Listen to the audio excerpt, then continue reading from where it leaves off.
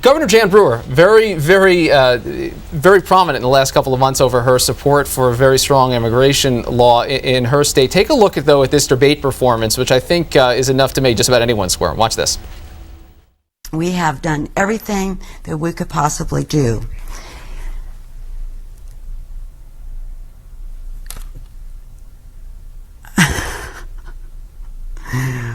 We have did what was right for Arizona. Yeah, wow. That's a difficult one. And actually, more problematic potentially for her is that afterward, she is asked to back up a specific debate claim that she's made and a speech claim she's made, and she just doesn't answer. She just walks away. Yeah, she just has silence. I mean, we all have moments where we have, can't come up with words, but this was something else from the woman who seemed to spit nails just a few months ago with the law. We are turning now to talk to Christiane Amanpour, the host of ABC's This Week. She had a big exclusive interview coming up on Sunday with former UK Prime Minister Tony Blair. Christiane, thank you so much for being here. It's good to see you again. You know, one of the things we wanted to start off with asking you, one of the things we heard from the Prime Minister was with respect to Gordon Brown. He says that one reason Gordon Brown lost the election was because he didn't do enough to win over the business community. Do you think President Obama is at risk of that in this economic climate?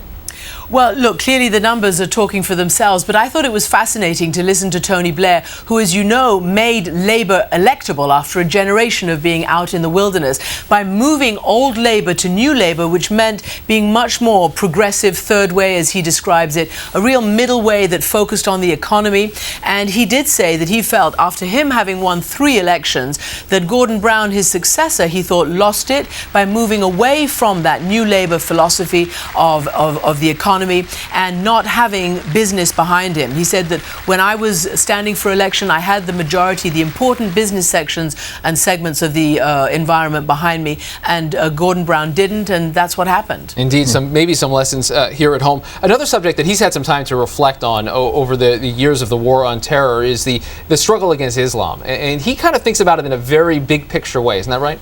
Well, he does. You know, he's very much more committed and hard line, if you like, than he was even several months ago, at least publicly. He does believe that the world is in a generational struggle, similar to what the world was in during the Cold War. This major struggle of ideas between communism and the free world, now between the free world and radical Islam.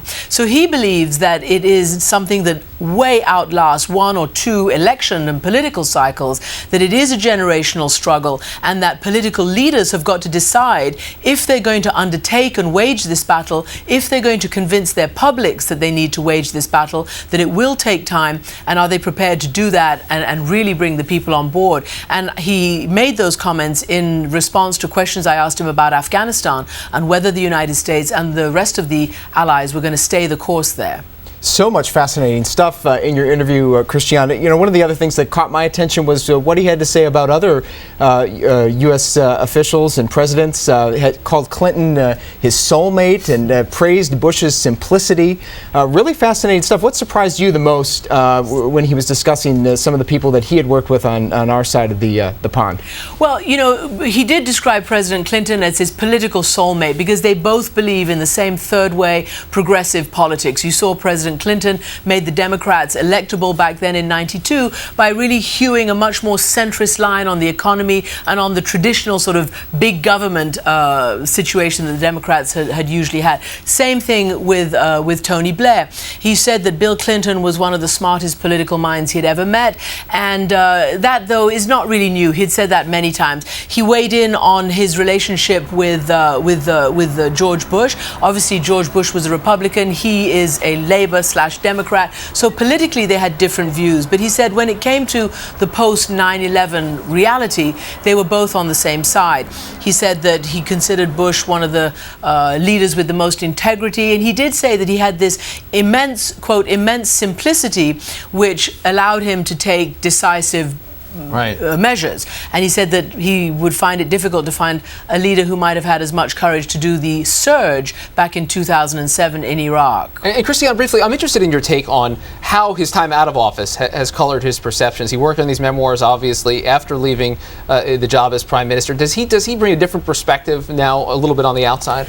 Well, not on the big issues. You know, Iraq, if anybody was expecting to read this book and have some kind of mea culpa about Iraq, they will be sorely disappointed, because he really still says he believes in it, even though they apologize for the failure of intelligence over WMD. But, you know, I pushed him because if you get past the WMD controversy, there's also the very real issue about whether Iraq should have been the war to have been waged right then. Right. Whether they should have diverted all that money, all those troops, all that attention from Afghanistan, which is the central battle and struggle in this combat against radical extremism. And he got rather agitated over that, and he said to me, you know, Christiane, I was the leader, none of us know. Right. When you're in the hot seat, you have to make a decision. Make the decisions. Wow, it's fascinating. Christiane, I'm looking forward to it. We can watch much more of Christiane's interview with Tony Blair, the former prime minister, on Sunday, coming up on This Week. And it's Tony Blair all around. We love it. All right. Good stuff. Thank you, Christiane. That does it for this edition of Top Line. Click us on again on Tuesday. We're off for Labor Day. Twitter.com/Rick Klein. Twitter.com/We're getting back on Twitter. Have a good Labor Day.